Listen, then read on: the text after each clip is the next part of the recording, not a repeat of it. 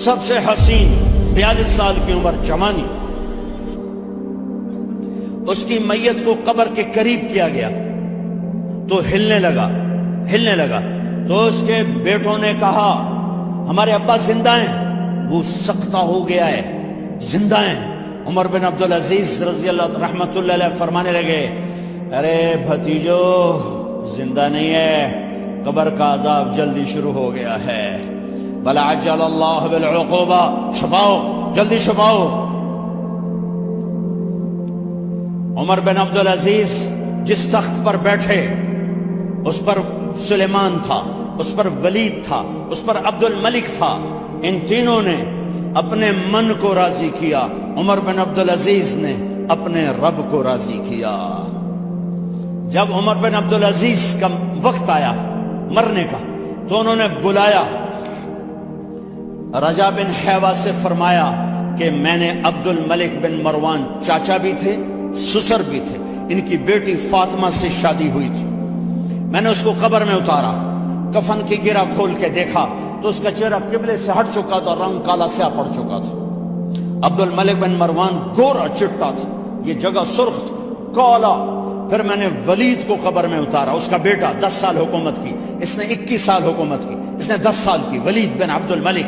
میں نے اس کے کفن کی گرہ کو کھول کے دیکھا تو اس کا رنگ سیاہ ہو چکا تھا اور قبلہ کی طرف سے چہرہ پھر چکا تھا۔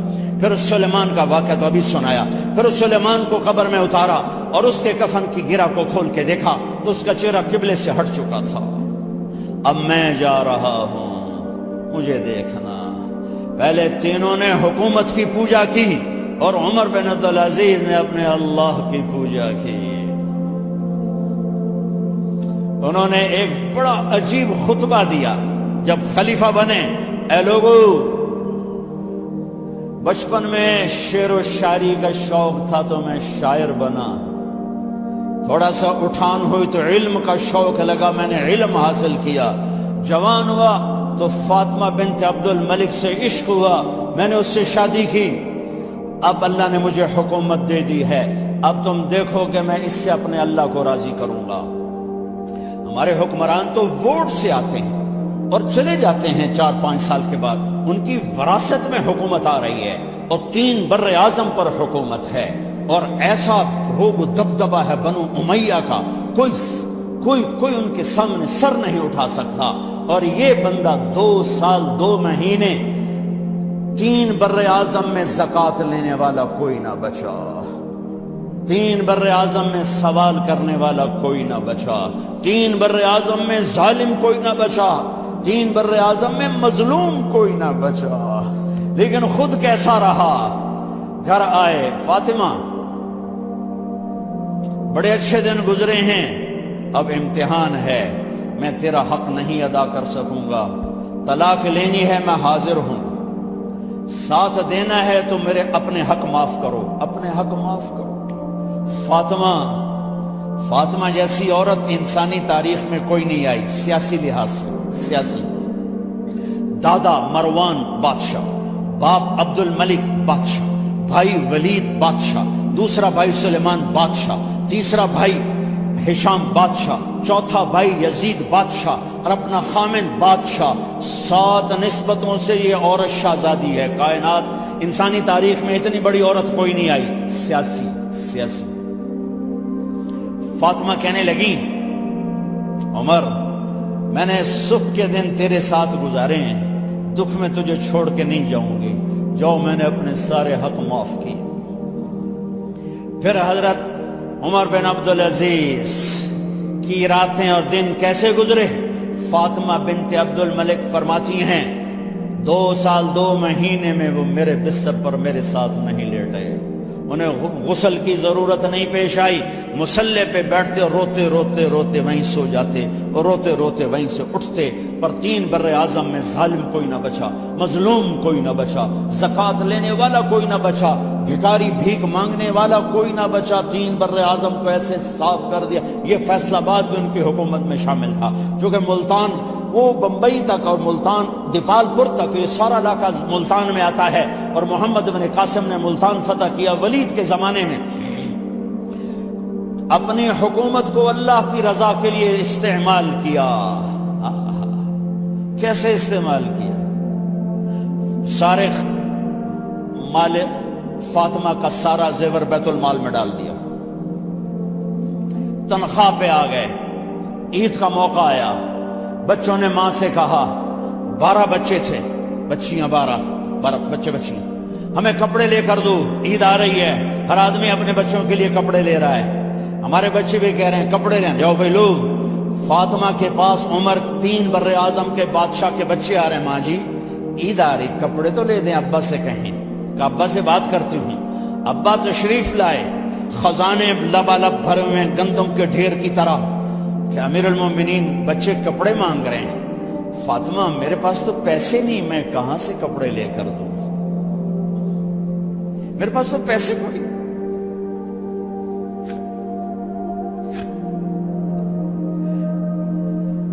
حضرت فاطمہ نے کہا پھر بچوں کا کیا کروں؟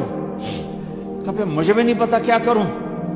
اس کے پہلے 3 حکمرانوں نے لوٹ مار کے بازار گرم کیے، ظلم و ستم کے پہاڑ توڑے، اور آج اسی خزانے پہ ایک شخص بیٹھا ہے جو اللہ کو راضی کرنے کے جھنڈے گاڑ رہا ہے۔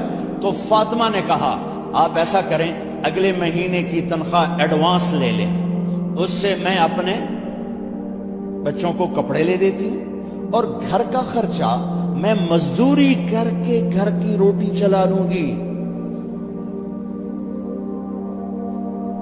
ارے اپنی تاریخ پڑھو، صرف ڈرامے نہ دیکھتے رہ جاؤ، صرف گانے نہ سنتے رہ جاؤ، اور بھی دکھ ہیں زمانے میں محبت کے سوا، راحتیں اور بھی ہیں وصل کی راحت کے سوا۔ انہوں نے اپنے بلایا وزیر خزانہ مزاحم، اپنا ہی غلام، ہاں بھائی مزاحم ہمیں بچوں کے کپڑے چاہیے، تو اگلے مہینے کی تنخواہ ایڈوانس مل جائے۔ وہ کہنے لگے امیر المومنین آپ مجھے لکھ کر دے دیں کہ آپ 1 مہینہ زندہ رہیں گے، میں آپ کو تنخواہ دے دیتا ہوں۔ عمر بن عبدالعزیز سر جھکایا، اٹھے، گھر گئے، فاطمہ میرے بچوں سے کہہ دو کہ تمہارا باپ کپڑے لے کے نہیں دے سکتا۔ اپنی تاریخ تو دیکھو،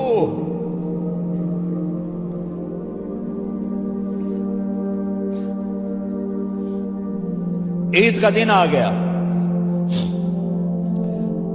خلیفہ وقت عید کی نماز پڑھاتے تھے، نمازیں بھی خلیفہ وقت پڑھاتے تھے۔ بنو امیہ کا خاندان ملنے کے لیے آ رہا ہے،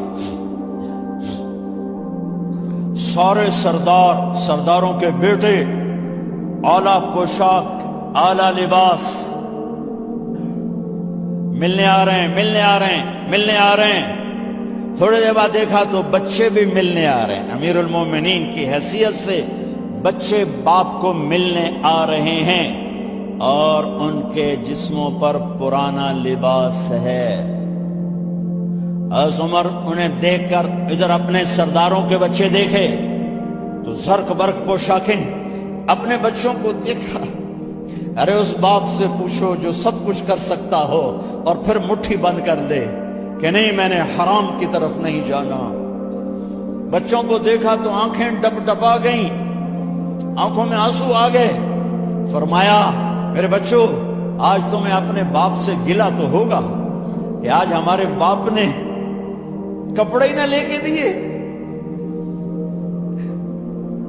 ان کے ایک بیٹے ہیں عبد الملک، ان سے بھی 4 ہاتھ آگے تھے، ان سے پہلے ہی فوت ہو گئے تھے۔ کہنے لگے ابا جان آپ کو مبارک ہو، آپ نے قومی خزانے میں بددیانتی نہیں کی ہے، آپ کو مبارک ہو۔ آج ہمارا سر بلند ہے، ہم شرمندہ نہیں ہیں، ہم شرمندہ نہیں ہیں۔ انسانوں کو کپڑوں پہ نہیں تولا جاتا۔ آج کا میرا دیس کا مالدار اتنا فقیر ہو گیا ہے، اتنا چھوٹا ہو گیا ہے کہ وہ اپنا تعارف کروانے کے لیے 50 لاکھ کی گھڑی لیتا ہے، 6 لاکھ کا جوتا لیتا ہے۔ آج کی بیگم اتنی چھوٹی ہو گئی ہے کہ اپنے قد کو بڑا کرنے کے لیے وہ 10 لاکھ کا ہینڈ بیگ لیتی ہے کہ دیکھو میرا بیگ 10 لاکھ کا ہے، ارے میری بہن، تو 10 ٹکے کی بھی نہیں رہی، اگر تو نے بیگ سے اپنے آپ کو بڑا بنایا، او میرے دوست تو 2 ٹکے کا نہیں ہے۔ اگر تو 10 لاکھ کے جوتے اور 50 لاکھ کی گاڑی سے اور 50 لاکھ کی گھڑی سے اگر تو بڑا بننا چاہتا ہے، ارے اس دھوکے سے نکلو، نکلو۔ برینڈڈ برینڈڈ برینڈڈ، کہاں جا رہے ہو؟ جب تم اپنی ذات میں بے قیمت ہو تو رب ذوالجلال کی قسم، تمہاری گھڑیاں، تمہارے بیگ، تمہاری گاڑیاں، تمہارے بنگلے تمہاری عزت کو بڑھا نہیں سکتے۔ ابا جان، آج ہمارا ساڈا ایتھے سر آ گیا، سانو آج ساڈی عید ہو گئی کہ ساڈے ابے آج خیانت نہیں کی تھی۔ آج ہم خوشی سے بلند ہیں کہ ہمارے باپ نے بدیانتی نہیں، بیگم نے اس باندی کو نہلایا، خوبصورت زیورات سے سجایا، عالی شان میک اپ کیا اور اس کا ہاتھ پکڑ کے لائی، امیر المومنین یہ آپ کی خدمت میں گفٹ ہے۔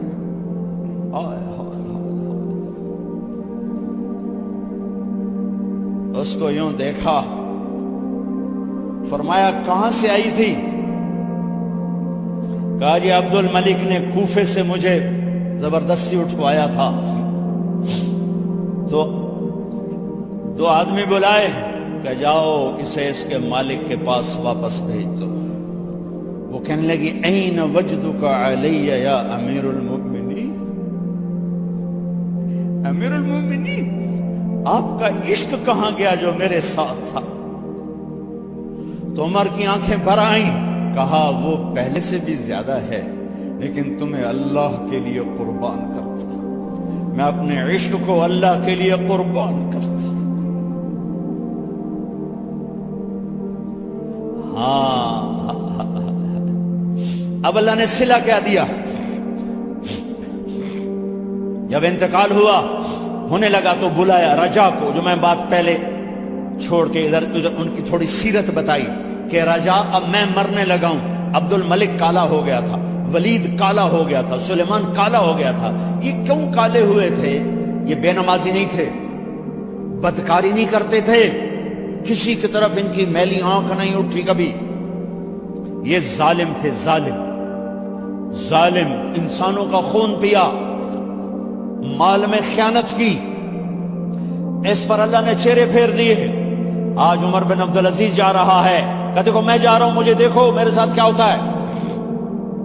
ان کا انتقال ہوا، ان کی میت قبر کے کنارے رکھی گئی اور اب نیچے اتارنا ہے۔ سلیمان کی میت کو اتارنے لگے تو ہلنے لگا اور عذاب قبر پہلے شروع ہو گیا۔ عمر کی میت کو جب قبر کے قریب کیا گیا، ایسے ہوا کا جھونکا آیا، ایک پرچہ ایسے لہراتا ہوا یوں آیا، یوں آیا، یوں آیا اور عمر کے سینے پر گر گیا۔ لوگ کٹھے ہو گئے، پرچے کو کھول کے دیکھا گیا تو اس پہ لکھا تھا بسم اللہ الرحمن الرحیم، براءۃ من اللہ لعمر بن عبد العزیز من النار۔ یہ پروانہ ہے اللہ کی طرف سے اس کے بندے عمر کے لیے کہ اسے جہنم سے نجات کی خوشخبری سنا دی جائے۔ آہا، مرنا ہو تو یوں مرو، اللہ ایسی موت دے دے۔ کہتے ہیں پھر میں نے ان کو قبر میں اتارا، جب قبر میں اتارا تو کیا دیکھا؟ میں نے کفن کی گرہ کھولی تو چہرہ قبلے کی طرف فٹ اور یوں لگا جیسے 14ویں رات کا چاند قبر میں اتر آیا۔ میرے بھائیوں بہنوں، اپنے اللہ سے صلح کر لو، اپنے اللہ سے صلح کر لو، اس کے محبوب مصطفیٰ صلی اللہ علیہ وسلم کی غلامی میں آ جاؤ، آ جاؤ، آ جاؤ۔ یہی ایک راستہ نجات کا ہے، یہی ایک راستہ اللہ تک پہنچانے والا ہے۔ اور آخری بات کرتا ہوں، ہے اس دیس کی نفرتوں نے اسے آگ لگا دی ہے۔ آپس کی نفرتیں مٹا دو، آپس کی نفرتیں مٹا دو، آپس کی نفرتیں مٹا دو۔ محبت دو، محبت دو، محبت دو، محبت دو، معاف کرنا سیکھو، درگزر کرنا سیکھو۔ اس معاشرے کو آگ لگ چکی ہے، غیبت، مذہب کے نام پہ نفرت، سیاست کے نام پہ نفرت، قومیت کے نام پر نفرت، صوبوں کے نام کی نفرت، ایک صف میں بیٹھ کے نفرت، ایک صف میں کھڑے ہو کر دل نفرتوں سے بھرے پڑے ہیں، بغض سے بھرے پڑے ہیں، دل گٹر بن چکے ہیں۔ جس دل میں نفرت کے جذبے ہوں اس دل پر اللہ کی نظر نہیں پڑتی، جس دل میں بغض کے گٹر کھلے ہوں اس پر اللہ کی محبت کی نظر نہیں پڑتی۔ میرے بھائی بہنوں، یہ میں آخری بات کر رہا ہوں، سوئی 12 بجے تک جا رہی ہے، شب قدر ہے، کچھ الگ بیٹھ کر بھی اپنے اللہ کو یاد کر لو، کوئی اس کے سامنے رو دھو لو، معافیاں مانگ لو۔ تو میں اس لیے 12 بجے تک بات ختم کرنا چاہتا ہوں، آخری بات کر رہا ہوں۔ آپس کی محبتیں پروان چڑھاؤ، آپس کی نفرتوں کو ختم کرو، آپس کی لڑائیوں کو ختم کرو، ایک دوسرے کو معاف کرنے کی عادت ڈالو، ایک دوسرے کو درگزر کرنے کی عادت ڈالو، غیبت چھوڑ دو، نفرت چھوڑ دو، حسد چھوڑ دو، بغض چھوڑ دو، اپنے آپ کو دیکھنا شروع کرو، اوروں کو نہ دیکھو، اوروں کو نہ دیکھو، اوروں کو نہ دیکھو، اپنے من میں ڈوب کر پا جا سراغ زندگی، اپنی کمیاں دیکھو، وہ کیا کرتا ہے، وہ کیا کرتا ہے، وہ کیا کرتی ہے، وہ کیا کرتی ہے، اس سے اندھے بن جاؤ، بہرے بن جاؤ، کسی کی برائی نہ سنو، کسی برائی نہ کرو، تمہارے گھر جنت بن جائیں گے، تمہارے گھر جنت بن جائیں گے، تمہارے گھر جنت بن جائیں گے۔ ہمارے گھروں میں تباہی بربادی ہے، نفرت، ماں باپ میں آپس میں نفرت، میاں بیوی میں نفرت، سگے بھائیوں میں نفرت، کبھی مذہب کے نام پر، کبھی رشتوں ناتوں کے نام پر، کبھی تجارت کاروبار کے نام پر۔ بھائیو، محبتوں کو رواج دو، محبتوں کو رواج دو، محبتوں کو پھیلانے والے بنو۔ میرے نبی پاک صلی اللہ تعالی علیہ وسلم نے فرمایا، اسلام کا سب سے مضبوط عمل بتاؤ کیا ہے؟ صحابہ نے کہا جی نماز ہے۔ آپ نے کہا نہیں، نماز نہیں ہے، نماز اچھی چیز ہے، سب سے مضبوط عمل نہیں ہے۔ صحابہ نے عرض کی جہاد ہے، آپ نے کہا جہاد بھی اچھی چیز ہے، سب سے مضبوط نہیں۔ صحابہ نے عرض کیا روزہ، آپ نے کہا روزہ بھی اچھی چیز ہے پر سب سے مضبوط عمل نہیں۔ صحابہ نے عرض کیا حج، آپ نے فرمایا حج بھی بہت بڑا عمل ہے پر سب سے مضبوط عمل نہیں۔ ایعر الاسلام اوثق، اب سنو الفاظ سنو، اسلام کا سب سے مضبوط عمل بتاؤ۔ قالوا الصلاۃ، قال وحسن وما هي بها، قالوا الجهاد، قال وحسن وما هو به، قالوا الصيام، قال وحسن وما هو به، قالوا الحج، قال حسن وما هو به، قالوا اللہ ورسولہ اعلم۔ ہاں، نماز نہیں، جہاد نہیں، روزہ نہیں، حج نہیں، اچھا تو کیا ہے؟ پھر کیا ہے؟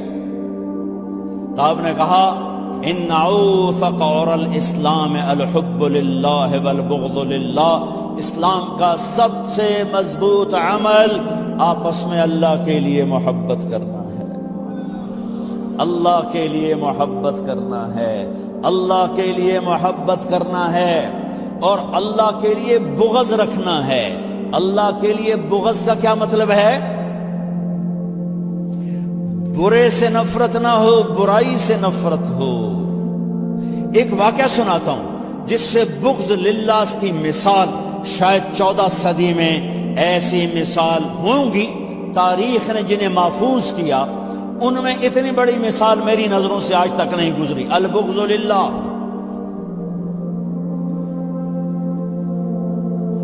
خیبر کی جنگ، یہودی اور حضرت علی کا ٹکراؤ، حضرت علی نے یہودی کو گرایا، قتل کرنے کے لیے تلوار اٹھائی، یہودی نے منہ پہ تھوک دیا، آپ پیچھے ہٹ گئے، اٹھ گئے کہ دوبارہ آؤ، کہیں یہ کیا؟ ارے میں نے تو منہ پہ تھوک دیا غصے میں، چلو جلدی ختم کرے مجھے، تم مجھے کیوں چھوڑ کے پیچھے ہٹ گئے؟ تو سنو، تیرا میرا ذاتی کوئی جھگڑا نہیں، میں تمہیں اللہ کے لیے قتل کر رہا تھا، میں اللہ کے لیے تمہارے ساتھ لڑ رہا تھا، جب تم نے میرے منہ پہ تھوکا تو مجھے غصہ آ گیا، ذاتی غصہ۔ اب کہیں یہ تلوار میرے غصے کی وجہ سے نہ چل جاتی، اس لیے میں پیچھے ہٹ گیا، آؤ دوبارہ لڑیں گے۔ انہوں نے کہا مجھے کلمہ پڑھا، میں نہیں لڑتا۔